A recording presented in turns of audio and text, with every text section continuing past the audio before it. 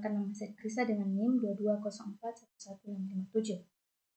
Di sini saya akan menjelaskan model pengembangan Bergman and Moore dengan jenis penelitian R&D atau Research and Development. Nah, model Bergman and Moore sendiri adalah sebuah model yang ditujukan untuk membimbing dan mengelola produksi produk dan media interaktif. Setiap kegiatan menentukan masukan, penyampaian output, dan strategi evaluasi. Output dari setiap kegiatan memberikan masukan untuk kegiatan berikutnya. Nah, adapun sejarah dan perkembangannya, yaitu model Bergman and Moore ini pertama kali dikembangkan pada tahun 1990. Sama seperti namanya, pencetus model pengembangan ini adalah Bergman and Moore sendiri. Nah, model Bergman and Moore secara khusus digunakan sebagai panduan dan manajemen produksi video dan multimedia interaktif. Nah, adapun tahapan penelitian Bergman and Moore itu terbagi menjadi 6 bagian. Yang pertama itu analisis, desain, pengembangan, produksi, penggabungan, dan validasi. Nah, langsung saja itu tahapan yang pertama itu ada analisis. Nah, seperti kebanyakan model desain instruksional lainnya, model Bergman and Moore mendorong desainer untuk melakukan analisis awal secara menyeluruh dengan cara memeriksa berbagai aspek yang terlibat dalam pengembangan produk. Nah, dalam tahapan analisis ini juga terbagi menjadi 4 bagian. Yang pertama itu menganalisis masalah, mengapa melakukan pengembangan, yaitu menganalisis pengguna. Nah, siapa sasaran yang menggunakan produk pengembangan? Ketiga itu analisis kebutuhan. Apa yang dapat sasaran lakukan terhadap produk yang dikembangkan? Yang keempat itu ada analisis lingkungan. Nah, di mana produk yang akan digunakan. Nah, tahapan yang kedua itu ada desain. Nah, tahap desain merupakan lanjutan tahap analisis. Tahap ini menggunakan output berupa deskripsi produk yang dikembangkan dalam kegiatan analisis dan mengelompokkannya menjadi 2 tingkat desain umum dan desain rinci. Nah, desain umum yaitu menentukan urutan segmen program.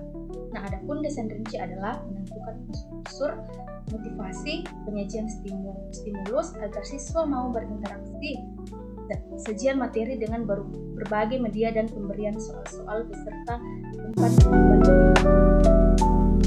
Nah, yang ketiga itu ada tahapan penelitian pengembangan. Nah, tahap pengembangan adalah menyiapkan dokumen untuk tahap produksi.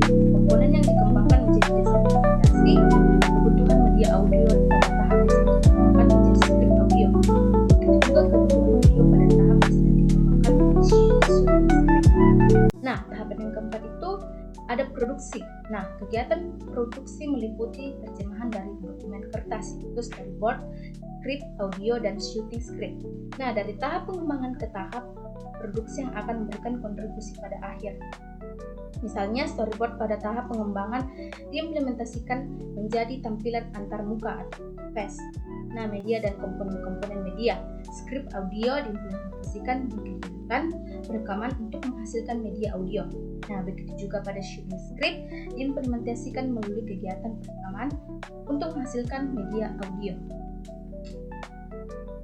Nah, tahapan penelitian yang kelima itu ada penggabungan.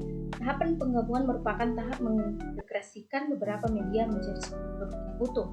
Nah, tahap ini memiliki 3 subaktivitas. Pertama itu tahap pengkodean. Ya, tahap pengkodean itu untuk mengintegrasikan unsur multimedia menggunakan kode sesuai software yang digunakan berdasarkan representasi yang utuh. Nah, tahapan yang kedua itu ada tahap pengujian. Nah, tahap pengujian itu untuk mencoba aplikasi dari perspektif pengguna akhir yang bertujuan mengungkapkan kesalahan-kesalahan sebagai bahan perbaikan. Nah, ketiga itu tahap penyetelan untuk melihat kelancaran dan memperbaiki presentasi, logika dan interaksi menjadi produk yang siap divalidasi. Nah, tahapan penelitian terakhir itu yang keenam itu ada validasi. Nah, Bergman and Moore menyarankan 3 langkah untuk efektivitas produk. Pertama itu persiapan, yaitu membuat validasi, menentukan validator ahli, dan membangun lingkungan yang kondusif sebelum validasi yang dilaksanakan. Yang kedua itu melakukan validasi, yaitu melalui pengamatan, wawancara maupun rekaman. Yang ketiga itu menilai hasil validasi, yaitu menganalisis temuan menjadi laporan resmi untuk diperiksa dan untuk menentukan tindakan berikutnya yang mungkin dilakukan. Mungkin itu saja yang dapat saya sampaikan mengenai model pengembangan Bergman Humor. Kurang dan